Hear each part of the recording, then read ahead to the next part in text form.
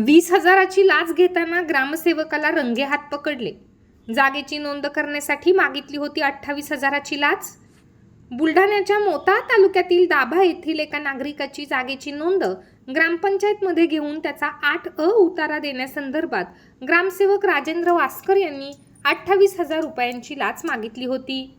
तडजोडी अंती 20,000 रुपये देण्याचे ठरले.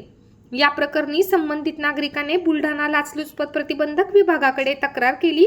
त्यानुसार बुलढाणा लाचलुचपत प्रतिबंधक विभागाने बुलढाणा तहसील कार्यालय आवारात सापळा रचला असता ग्रामसेवक राजेंद्र वास्कर याला 20,000 रुपयांची लाच स्वीकारताना रंगेहात अटक करण्यात आली आहे.